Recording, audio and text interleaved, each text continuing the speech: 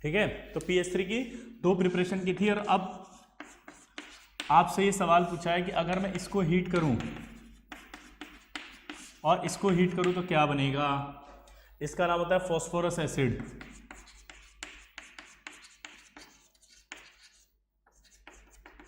और इसका नाम होता है हाइपोफॉस्फोरस एसिड।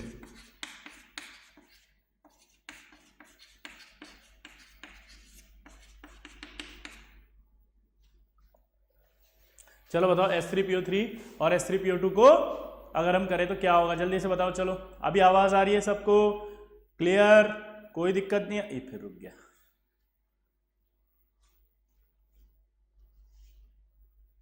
सर चलिए, तो जब आप इसको हीट करेंगे तो यहां पर ये PH3 टूट करके H3PO3 टूट करके H3PO4 और PH3 बनाएगा। ये +5 और ये -3 होती है ऑक्सीडेशन स्टेट। कितनी होती है इसकी?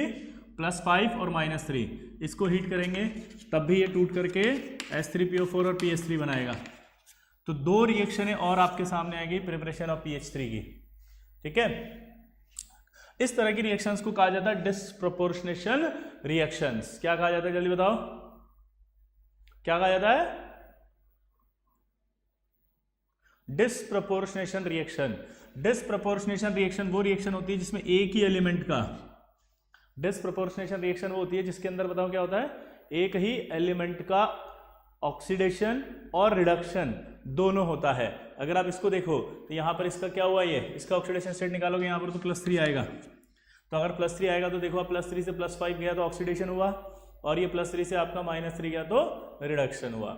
यहां पर आप निकालोगे तो ये +1 आएगा, +1 से ही देखो कितना आया, +5 और ये -3। ठीक है, तो ये यहां से शिफ्ट हो जाएगा। तो यहां शिफ्ट हो गया, इसका मतलब क्या हुआ, ये डिस्प्रोपोर्शनेशन हुआ। डिस्प्रोपोर्शनेशन को अपन क्या कह रहे हैं, PH3 की फॉर्मेशन रिएक्शन। तो आपसे सवाल पूछेगा कि क्या हम PH3 को H3PO3 को हीट करके बना सकते हैं क्या? आप बोलोगे यस। H3PO2 को हीट करके बना सकते हैं क्या? आप बोलोगे यस। अब हम बात करते हैं प्रॉपर्टीज ऑफ PH3 की बात करें अगर हम, तो प्रॉपर्टीज ऑफ PH3 क्या होती हैं, जल्दी से बताएं। जल्दी जल्दी बताएं। देखो सबसे पहले कल मैंने बताया था कलरलेस गैस होती है और रॉटन फिश स्मेल होती है।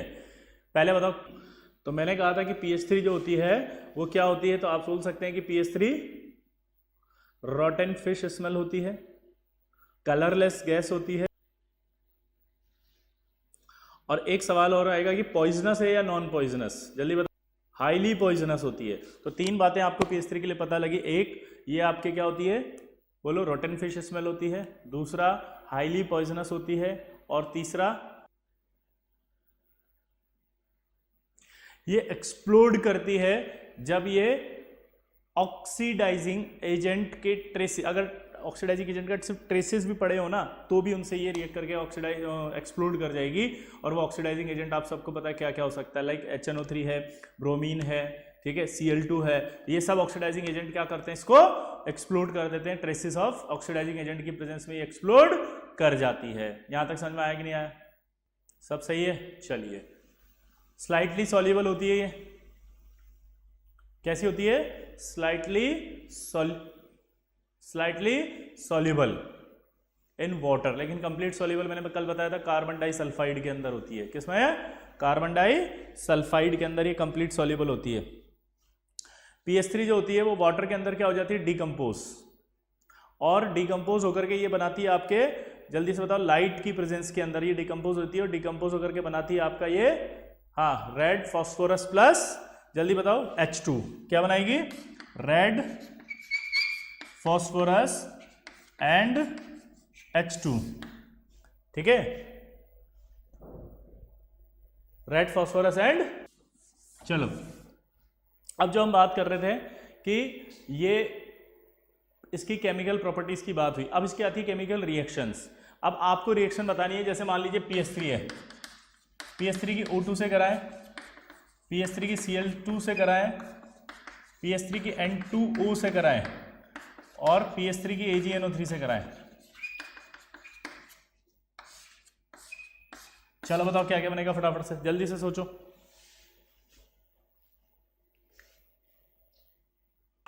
देखो PS3 की अगर इससे कराएंगे 150 पर, तो आपके यहाँ पर बन जाएगा P2O5। क्या बनेगा जल्दी बताओ? P2O5। इससे कराएंगे तो क्या बनेगा? PCl3 plus Cl2। इससे कराओगे तो क्या बनेगा? S3PO4 plus N2। और इससे कराओगे तो अगर आप यहाँ पर 6 ले लें तो ये Ag3P डॉट AgNO3 बनेगा। ठीक है, और ये जो होता है अगर ये हाइड्रोलाइज्ड हो जाए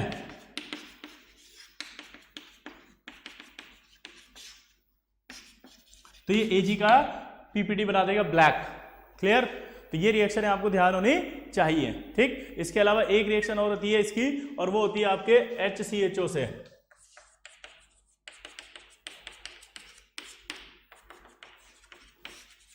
इसका कंपाउंड बताओ फटाफट, क्या बनेगा जल्दी से, इसका बताओ।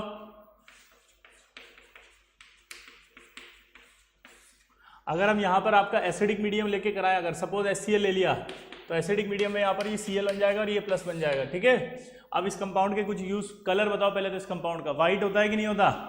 बात सुन पा रहे हैं? ये जो होगा कंपाउंड, ये आपको पता है व्हाइट कलर का होता है या कलरलेस सॉलिड होता है, और इसका यूज हम फायर प्रूफ कॉटन फैब्रिक्स बनाने के लिए करते हैं। जल्दी से बताओ क्या बोला, जल्दी बताओ किसके लिए करते हैं?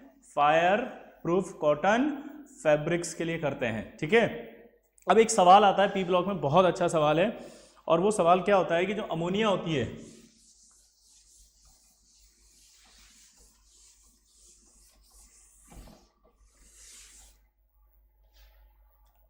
ये जो CaCl2 होता है, क्या बोला जल्दी बात? CaCl2 ये अच्छा एब्जॉर्बर होता है, ये एब्जॉर्ब कर सकता है गैसों को। ठीक है, ये अच्छा एब्जॉर्बर होता है, गैसों को एब्जॉर्ब कर सकता है, लेकिन ये एक गैस है जिसको एब्जॉर्ब नहीं कर सकता। अब वो कौन सी गैस है और क्यों नहीं कर सकता, इसका रीजन बताओ जल्दी से बताओ। देखो, ये अमोनिया को नहीं कर सकता है, क्योंकि अमोनिया जो है उसके साथ रिएक्ट करके ये एडक्ट बना लेता है इस तरह से। किसके? इसके साथ। ठीक है, तो ये एब्जॉर्ब नहीं कर सकता। CaCl2 एक और है, उसको भी नहीं एब्जॉर्ब कर सकता, वो है अल्कोहल। समझ गए? इसके साथ भी एडक्ट बना लेता है।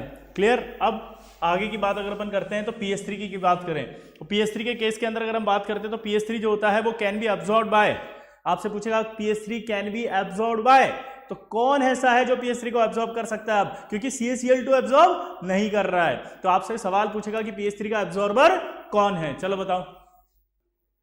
हाँ, यहां आंसर आ गया, ब्लीचिंग पाउडर। ठीक है, तो ब्लीचिंग पाउडर जो होता है उसका फॉर्मूला ये होता है, आप कंफ्यूज हो जाते हैं लेकिन फॉर्मूला ये रहेगा, इसके अंदर ये Cl आएगा और ये Cl आएगा, इस पर -2 आएगा यानी इस पर +1 आएगा, इस पर -1 आएगा, तो आपसे बोलेगा ऑक्सीडेशन स्टेट ऑफ क्लोरीन, तो उसकी एक -1 आएगी और एक +1 आएगी। और ब्लीचिंग पाउडर का फॉर्मूला ये आपको याद रखना है। कहीं भी कुछ भी लिखा हो, कंफ्यूजन आ जाए तो आप डाउट मत लाना, यही रखना अपने अंदर। ये गलत लिखा है सॉन्ग विद्या सीनियर सेकेंडरी स्कूल, ये आपने गलत लिखा है CaCl, ये होता है इसका। और आपसे सवाल पूछेगा इसके अंदर बहुत अच्छा, क्या सवाल है? Which of the following acid is responsible of anionic part of bleaching powder?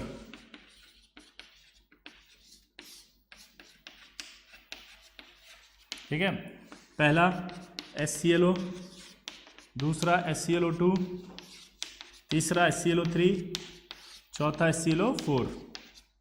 चलो बताओ इसका आंसर बताओ जल्दी से। 1 आ रहा है, वेरी गुड, बिल्कुल सही आंसर है 1। क्यों? क्योंकि HClO, अगर मैं इसमें से पानी निकाल दूं तो क्या बनेगा बताओ जल्दी से।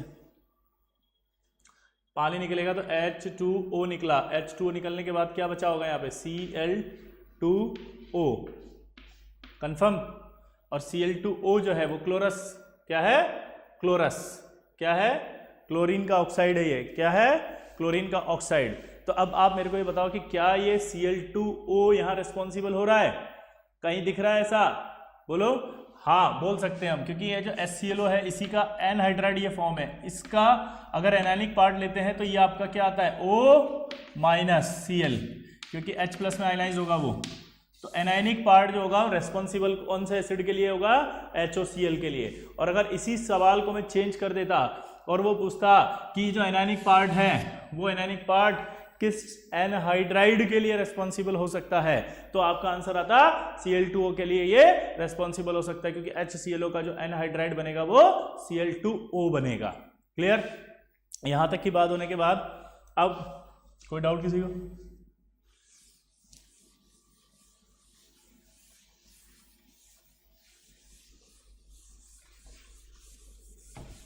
अब ये जितने भी एसिड्स होते हैं हमारे, ठीक है, इन एसिड्स के बारे में आपको पढ़ना होगा, क्योंकि एसिड्स से ही आपका आगे फास्फोरस की एक टेबल बनी हुई है वो आएगी और सारे कंपाउंड आएंगे। क्लियर?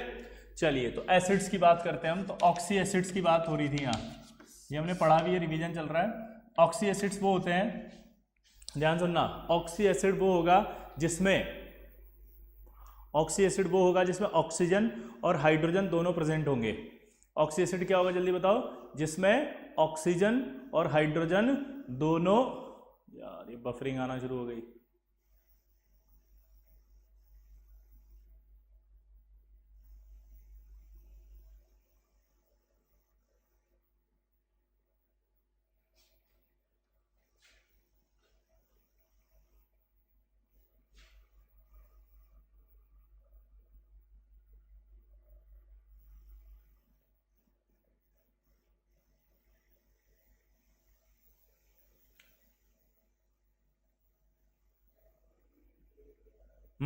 चलिए अब आ गया।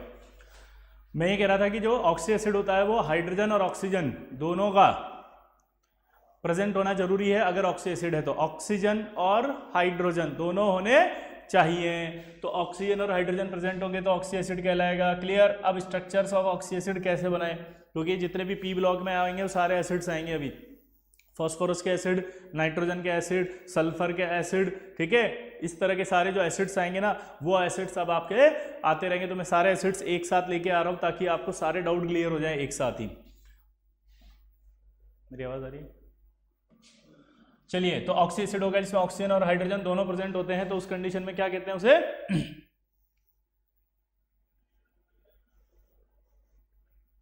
Oxy acid. क्लियर?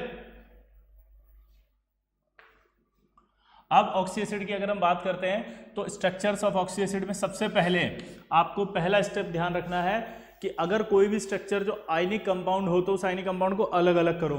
जैसे मुझसे कहा ये NaClO4 है, ठीक है, इसका स्ट्रक्चर बनाओ, तो पहले आप इसे अलग अलग कर लो। तो पहले आयनिक कंपाउंड आइडेंटिफाई करो। आयनिक कंपाउंड आइडेंटिफाई करने का एक तरीका होता है कि S ब्लॉक एंड एल्यूमिनियम अगर हो तो उस कंडीशन में कंपाउंड आयनिक होगा, एक्सेप्ट BeX2 जहां X बराबर F Cl Br और I होगा, MgX2, ठीक है, और LiX जहां X बराबर Cl Br और I होगा। ये कोवेलेंट होते हैं। क्लियर? अब आपको पता लग गया कि यार S ब्लॉक और एल्यूमिनियम आएगा तो उस कंडीशन में क्या होगा? सारा का सारा, जल्दी बोलो, आयनिक कंपाउंड होगा, सिवाय इनको छोड़ के, बेरिलियम का और मैग्नीशियम का और लिथियम का। इसमें एक और होता है AlX, ये P ब्लॉक का आ गया लेकिन मैंने यहीं बता दिया, ठीक है, AlX3। क्लियर? तो अब यहां पर अगर हम बात करते हैं इसकी, तो ऑक्सी एसिड्स पता करने के लिए आपको एक आयनिक कंपाउंड को आइडेंटिफाई किया, आइडेंटिफाई करके अलग अलग कर लिया। S ब्लॉक वाले आपके क्या बनाएंगे? आयनिक कंपाउंड बनाएंगे। यहां तक ठीक है? अब किसी भी ऑक्सी एसिड के अंदर जो स्ट्रक्चर बनेगी उसमें उसकी बेसिसिटी को आपको डिफाइन करना पड़ेगा। ऑक्सी एसिड की जो बेसिसिटी होती है वो, ऑक्सी एसिड की जो बेसिसिटी होती है वो नंबर ऑफ OH से आइडेंटिफाई की जाती है कि किसी भी एसिड के अंदर जो OH जुड़े हुए हैं वो कितने जुड़े हुए हैं। ऑक्सी एसिड की जो बेसिसिटी है वो नंबर ऑफ OH से आइडेंटिफाई करते हैं कि उसमें कितने OH जुड़े हुए हैं। क्लियर? अब आपने देखा उसके अंदर OH आपके कितने हैं, वो उसकी बेसिसिटी हो जाएगी स्ट्रक्चर में। लेकिन अगर बिना स्ट्रक्चर के देखना हो तो बहुत सिंपल है, बहुत सिंपल है कि आपको जितने हाइड्रोजन हो उतने ही बेसिसिटी बोलनी है। तो नंबर ऑफ हाइड्रोजन जितने होंगे वही उसकी बेसिसिटी हो जाएगी। तो जैसे मान लीजिए आपसे बोला इसकी बेसिसिटी बताओ, ठीक है, आया ना, इसकी बेसिसिटी बताओ, इसकी बेसिसिटी बताओ। तो आपने क्या कहा, जितने नंबर ऑफ हाइड्रोजन होते हैं वही आपकी बेसिसिटी होती है। क्लियर सबको यहाँ तक? जितने नंबर ऑफ हाइड्रोजन जितने होंगे वही बेसिसिटी बोल देंगे। यहाँ कितने हाइड्रोजन दिख रहे हैं? 3। तो आपने क्या बोली, इसकी बेसिसिटी 3। इसके अंदर कितने दिखे? 4। इसमें कितने दिखे? 4। तो जितने नंबर ऑफ हाइड्रोजन होते हैं वही उसकी बेसिसिटी होती है। बेसिसिटी का मतलब होता है नंबर ऑफ रिप्लेसिबल हाइड्रोजन, यानी कि पानी में वो कितने हाइड्रोजन रिप्लेस करेगा, पानी में वो कितने H+ रिलीज करेगा, वही उसकी बेसिसिटी होती है। ऑक्सी एसिड उसे कहते हैं, ऑक्सी एसिड उसे कहते हैं जिसमें ऑक्सीजन और हाइड्रोजन दोनों एक साथ होते हैं। ठीक है, चलिए अब जितने हाइड्रोजन है उतनी बेसिसिटी होगी, इनको छोड़ के, एक्सेप्ट ये आपको याद रखने हैं, H3PO3, H3PO2, H3BO3 और H4P2O5। इसका नाम होता है फॉस्फोरस एसिड, इसका नाम होता है हाइपो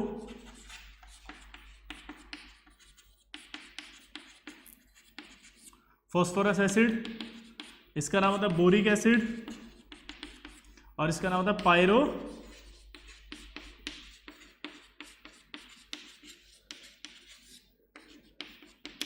फॉस्फोरस एसिड। इसके अंदर आप बेसिसिटी देखो कैसे दिखते हैं। इसकी बेसिसिटी कितनी है? हाइड्रोजन 3, तो कितनी आएगी? 2। यहाँ कितने हैं? 3। इसकी 1। इसमें कितने हैं? 3। 1। इसमें कितनी है? 2। जबकि 4 हाइड्रोजन है। यहाँ देख सकते हो आप, क्या यहाँ बेसिसिटी कितनी आएगी? जैसे 3 होनी चाहिए थी, लेकिन कितनी है? 2। यहाँ 3 होनी चाहिए थी, है कितनी? 1। यहाँ 3 होनी चाहिए, है कितनी? 1। यहाँ 4 होनी चाहिए, होती कितनी? 2। क्लियर? तो ये अगर आपने याद कर लिए तो आपको जितने भी एसिड इनके अलावा है उनमें सिर्फ हाइड्रोजन देखना है और हाइड्रोजन देख करके आपको आंसर देना है कि इसकी बेसिसिटी इतनी है। क्लियर सबको? तो आप आज घर जाकर के सबसे पहले इसको लर्न कर लेंगे, क्योंकि ये आपसे एक गलती कराएगा जरूर बेसिसिटी को लेके, स्ट्रक्चर को लेके। देखो मैं क्या पढ़ा रहा हूं पता है, मैं पी ब्लॉक के अंदर अभी आपके बहुत सारे इसमें सवाल हैं ऐसे जिनमें आएगा कितने OH बॉन्ड है, कितने डबल बॉन्ड है, कितने सिंगल PO बॉन्ड है, कितने लिंकेज है। ये सब एक साथ ही हो जाएंगे सारे इकट्ठे ही, सारे, चाहे वो सल्फर के हों, चाहे इसके हों, चाहे हेलोजन के हों, सबके एक साथ आ गए, है ना। चलिए, तो यहां पर आपका बेसिसिटी क्लियर हो गया ये। अब स्ट्रक्चर की बात करते हैं। तो सबसे पहले स्ट्रक्चर बनाते समय हमें किसी भी मॉलिक्यूल में लीस्ट इलेक्ट्रोनेगेटिव एटम, क्या बोला जल्दी बताओ, लीस्ट इलेक्ट्रोनेगेटिव एटम आइडेंटिफाई करना है। तो सेंट्रल एटम जो होगा वो होगा least electronegative atom except hydrogen, except hydrogen. ठीक है, हाइड्रोजन कभी सेंट्रल एटम नहीं हो सकता है। क्यों? क्योंकि वो सिर्फ एक ही बॉन्ड बना सकता है। क्लियर? तो हमें जब भी सेंट्रल एटम सेलेक्ट करना हो तो सेंट्रल एटम हमेशा एक ही होगा, और वो सेंट्रल एटम कौन सा होगा? Least electronegative atom. ठीक है, अब दूसरा स्टेप, अगर मान लो ऐसा आ जाए कोई मॉलिक्यूल जिसके अंदर इलेक्ट्रोनेगेटिविटी ऑलमोस्ट सेम है, लाइक NOCl, आपसे क्या चला इसके अंदर सेंट्रल एटम बताओ कौन है, तो फंस गए, क्योंकि सर आपने बताया था नाइट्रोजन और क्लोरीन की इलेक्ट्रोनेगेटिविटी तो ऑलमोस्ट जो है वो इक्वल होती है 3। तो अब इसमें सेंट्रल एटम कैसे दिखाएंगे? तो अगर इलेक्ट्रोनेगेटिविटी ऑलमोस्ट सेम है तो वो एटम जो ग्राउंड स्टेट में मैक्सिमम कोवेलेंसी शो करता है उसे कहा जाता है, क्या बोला जल्दी बताओ, जो ग्राउंड स्टेट में मैक्सिमम कोवेलेंसी शो करता है उसे कहा जाएगा। अब यहां पर आप देखो ग्राउंड स्टेट की बात करते हैं, तो अगर आप 2s2 2p3 करेंगे तो ये आएगा, और अगर आप Cl की बात करेंगे लास्ट में तो 3s2 3p5 होता है, ये आएगा। ग्राउंड स्टेट के अंदर इसके अंदर कितने अनपेड इलेक्ट्रॉन दिख रहे हैं? 3। इसमें कितने दिख रहे हैं? 1। तो आप सोच सकते हो ग्राउंड स्टेट में किसकी कोवेलेंसी ज्यादा है, तो आप बोलेंगे यार नाइट्रोजन की कोवेलेंसी ज्यादा है। किससे? Cl से। किससे? Cl से। क्लियर? तो यहां कौन सेंट्रल एटम होगा? नाइट्रोजन। तो ये वाला डाउट भी खत्म। अब आपसे कहा कि साहब H2SO4 का स्ट्रक्चर बनाओ, तो बहुत आसान है। सबसे पहले select the central atom, least electronegative atom acts as a central atom. Central atom पता लग गया आपको कौन है यहाँ पर, सल्फर। ठीक है, दूसरी बात, बेसिसिटी ऑफ ऑक्सी एसिड हमेशा एक्सप्रेस की जाएगी स्ट्रक्चर में नंबर ऑफ OH से। बेसिसिटी जो होगी वो हमेशा एक्सप्रेस की जाएगी नंबर ऑफ OH से जो सेंट्रल एटम डायरेक्ट जुड़ा हो, सिर्फ 2 को छोड़ के, एक्सेप्ट बोरिक एसिड। अगर आप बोरिक एसिड को देखो तो इसमें क्या है, 3 OH हैं और एक आपका ये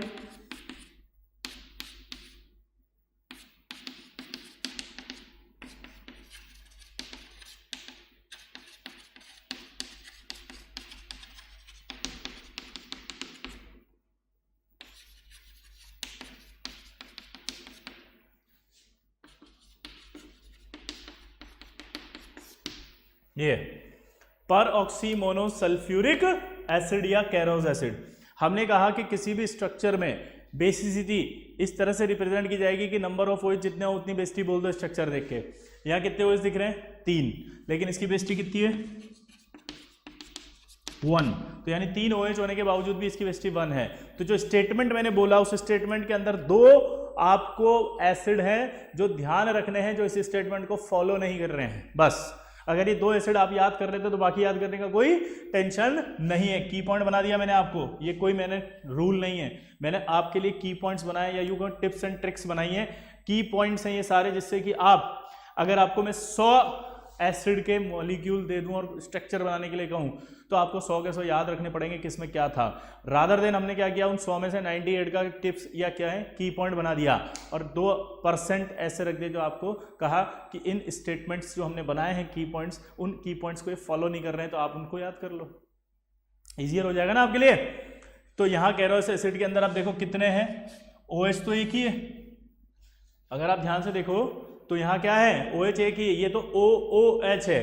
तो जो स्टेटमेंट मैंने बोला उस स्टेटमेंट के हिसाब से क्या होना चाहिए था, जितने OH होंगे उतनी ही बेसिसिटी होगी, जितने OH होंगे उतनी बेसिसिटी होगी, आया ना। लेकिन यहाँ पर तो एक ही OH है और यहाँ एक OH है, इसलिए बेसिसिटी 1 होनी चाहिए थी, लेकिन यहाँ कितनी है, 2। तो ये जो लाइन मैंने बोली कि जितनी बेसिसिटी होती है उतने OH होते हैं,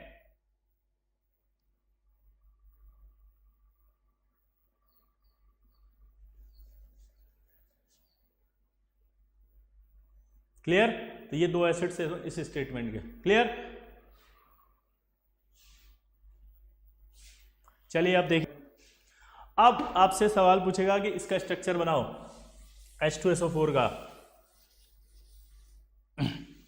तो यहां पर आप सल्फर लेंगे, कितने हाइड्रोजन है, 2 हाइड्रोजन है, तो आप तुरंत क्या कर देंगे, 2 OH जोड़ देंगे क्योंकि बेसिसिटी कितनी है, 2।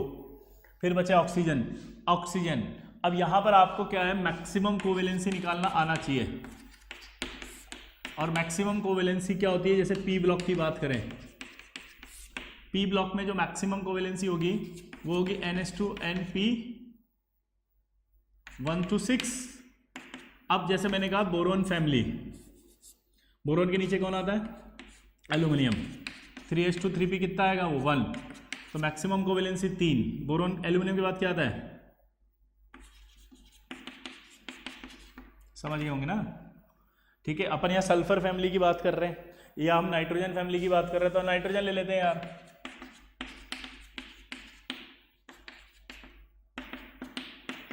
चलो तो देखो 3H2 3P कितना आएगा, 3। सेकंड पीरियड वालों को छोड़ के ये किसके लिए लगता है, फॉर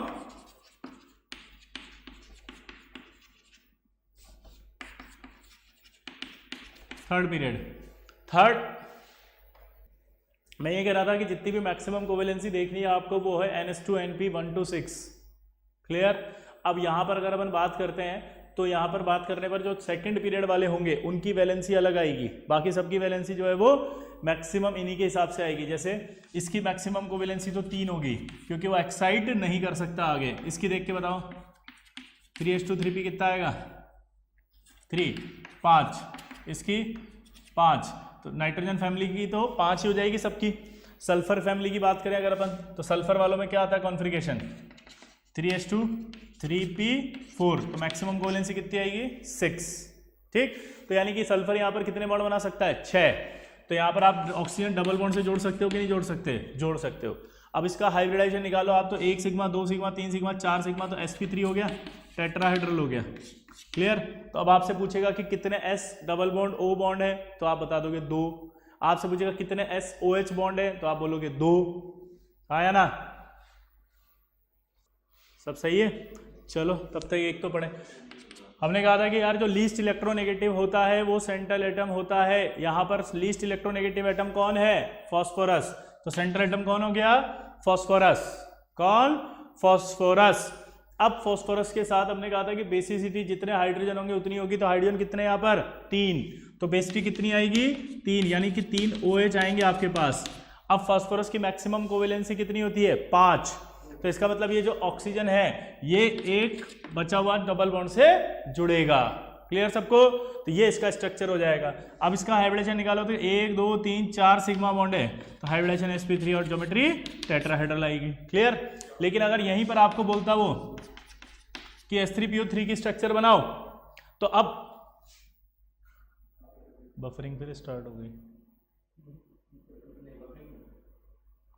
तो अब अगर आप देखें सेंट्रल एटम फिर से फास्फोरस, इसकी बेसिसिटी क्या होगी? जल्दी बताओ सोच के। इसकी बेसिसिटी अभी लिखवाया था मैंने कि s3po3 की बेसिसिटी 2 है। इसका मतलब इसमें 2 OH जुड़ेंगे, 2 OH। ये रहा। अब हाइड्रोजन जो एक बचा वो डायरेक्ट सेंट्रल एटम से जुड़ेगा, तो ये डायरेक्ट सेंट्रल एटम से जुड़ गया। उसके बाद जो ऑक्सीजन बचा वो डबल बॉन्ड से जुड़ेगा। क्यों? क्योंकि फास्फोरस की मैक्सिमम कोवेलेंसी 5 है। इसका स्ट्रक्चर बनाओ। इसका स्ट्रक्चर बनाएंगे तो इसकी बेसिसिटी कितनी बताई थी मैंने अभी? जल्दी बताओ। इसकी बेसिसिटी बताई थी 1। तो इसका मतलब कितना OH जुड़ेगा इसके अंदर? सिर्फ 1। बाकी दोनों हाइड्रोजन क्या होगा? डायरेक्ट जुड़ेगा, और बाकी डबल बॉन्ड से जुड़ जाएगा ये। तो आप देखो बेसिसिटी कितनी हुई इसकी। ये स्ट्रक्चर, इसके स्ट्रक्चर और इसके स्ट्रक्चर। अब एक खास बात, अगर आप इनका ऑक्सीडेशन स्टेट निकालें तो जरा चेक करते हैं अपन। जब ऑक्सीजन अपनी ओर इलेक्ट्रॉन खींचेगा तो 1 प्लस यहाँ आएगा, इसमें भी खींचेगा तो 1 प्लस, इसमें भी खींचेगा तो 1 प्लस, 3 प्लस और 2, ये टोटल कितना हो गया यहाँ? 5 प्लस। इधर खींचेगा तो 1 प्लस 2 प्लस और 2 4। और हाइड्रोजन और फास्फोरस में अगर देखें तो इसकी इलेक्ट्रोनेगेटिविटी इतनी होती है और इसकी अप्रॉक्सीमेट इतनी होती है। तो इलेक्ट्रॉन कौन खींचेगा? फास्फोरस। तो यहाँ -1 आएगा। लेकिन ऑक्सीजन में कौन खींचेगा? ऑक्सीजन। और अगर ऑक्सीजन खींचेगा तो आप देख सकते हो सिचुएशन क्या होगी। 2 प्लस यहाँ जाएंगे, 1 प्लस यहाँ 3 प्लस, 1 प्लस यहाँ 4 प्लस, 4 प्लस में से 1 माइनस, तो टोटल कितना बचा? +3। तो यहाँ कितना आ जाएगा? +3। क्लियर सबको? अब उस तरफ आओ। अगर यहाँ पर आप देखो तो हाइड्रोजन अपनी ओर खींचेगा या फास्फोरस? वेरी गुड, फास्फोरस अपनी ओर खींचेगा, तो यहाँ -2 आएगा। और यहाँ अपनी ओर ऑक्सीजन खींचेगा, तो यहाँ कितना खींचेगा ऑक्सीजन? 3। तो यहाँ +3 आएगा। तो नेट अगर देखोगे तो कितना आएगा? बोलो? +1। इस तरह से हम ऑक्सीडेशन स्टेट भी निकालते हैं। क्लियर? तो इस तरह से आप ऑक्सीडेशन स्टेट निकाल लेंगे। अब हमें ये पता है कि अगर किसी का ऑक्सीडेशन हो सकता है तो वो अच्छा क्या कहलाएगा? Reducing agent. तो क्या इसका ऑक्सीडेशन हो सकता है? नहीं, क्योंकि +5 है। इसका ऑक्सीडेशन नहीं हो सकता। क्या बोला? जल्दी बताओ। इसका ऑक्सीडेशन नहीं होगा आगे, क्योंकि ये तो हाईएस्ट ऑक्सीडेशन स्टेट में। लेकिन इन दोनों का ऑक्सीडेशन हो सकता है, इसलिए दोनों क्या होंगे? अच्छे रिड्यूसिंग एजेंट, क्योंकि जो ऑक्सीडाइज हो सकता है वो रिड्यूसिंग एजेंट होता है। अब इन दोनों में भी ज्यादा अच्छा ऑक्सीडाइजिंग एजेंट, रिड्यूसिंग एजेंट कौन होगा? तो ये आपका मोर, यानी कि बेटर, यानी कि इससे ज्यादा स्ट्रॉन्ग होगा ये। ठीक है? अब सवाल कैसे कैसे बनेंगे कि कितने P double bond O bond है, तो देख के बताओ आप कितने हैं? 1। अच्छा, इनका एक नाम और इंपॉर्टेंट है। इसका जो नाम होता है एक होता है वो है, तो आपको ध्यान रखना पड़ेगा इसका ये वाला नाम भी, क्योंकि इस नाम से भी अगर सवाल आ गया तो उलझ जाओगे, सवाल गलत हो जाएगा और आपको पता भी नहीं चलेगा और आप बोलोगे यही आईटी है। फास्फोरस का नाम होगा फॉस्फीनिक और हाइपोफॉस्फोरस का नाम होगा फॉस्फोनिक। क्या नाम होगा? फॉस्फोनिक। क्या नाम होगा? फॉस्फोनिक। ये इंपॉर्टेंट है भैया, ये ध्यान रखना, ये नहीं तो गड़बड़ हो जाएगी। क्लियर है? वो सवाल पूछेगा कितने P डबल बॉन्ड हैं, कितने आपके POH बॉन्ड है, कितने PH बॉन्ड है, ऐसे।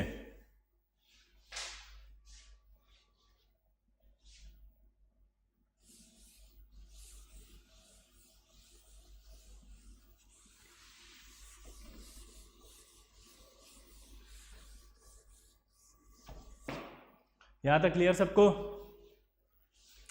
तो स्ट्रक्चर बनाने के बारे में आप कुछ कुछ सीखना शुरू कर चुके हैं और आपको आने लग गया है, समझ गए कि least electronegative atom acts as a central atom. अब ये जो ऑक्सी एसिड्स होते हैं ना, इनका नाम हमें पढ़ना पड़ेगा और इनके आयंस का भी नाम आना चाहिए, ठीक है?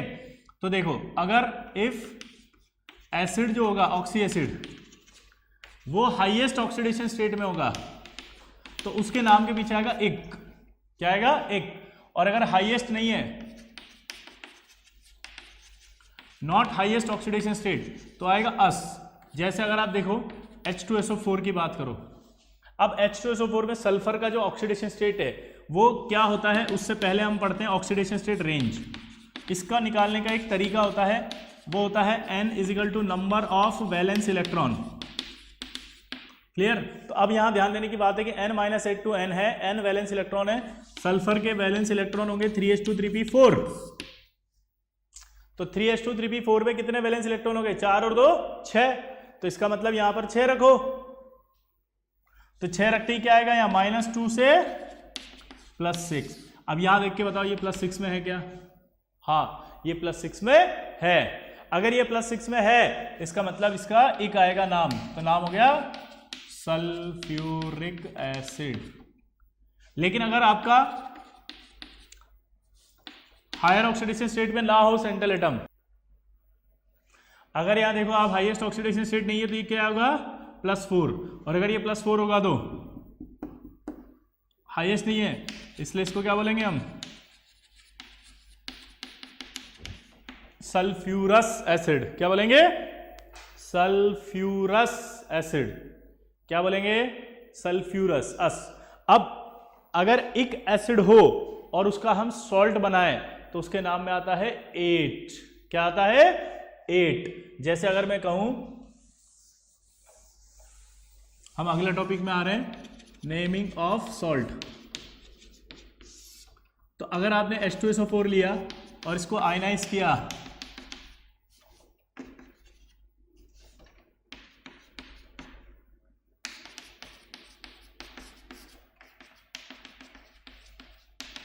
ये आएगा। अगर आपने आयनाइज किया तो ये आएगा। आप देख के बताओ फटाफट। यहां हमेशा याद रखेंगे क्या कि अगर एक एसिड है तो जो उसका आयन बनाएंगे उस आयन में आएगा 8, और अगर अस एसिड है तो उसके नाम में आएगा 8। तो अगर मैं इसका आयन बोल रहा हूं ये वाला, तो इसके नाम में पीछे आएगा 8। तो सल्फ्यूरिक एसिड यानी सल्फेट, और अगर यहां पर लिख रहे हो तो सल्फेट। तो दोनों में अगर सल्फेट आ गया तो फिर कंफ्यूजन क्रिएट हो गया। तो आईयूपीएसी ने एक रूल बनाया कि अगर आयनाइजेबल हाइड्रोजन है आयन में, दोबारा से सुनना, अगर आयनाइजेबल हाइड्रोजन है, आयनाइजेबल हाइड्रोजन है, तो उसके नाम में फिर क्या आएगा? उस हाइड्रोजन का भी नाम आएगा। तो इसका नाम हो जाएगा हाइड्रोजन सल्फेट, और इसका नाम हो जाएगा सिर्फ सल्फेट।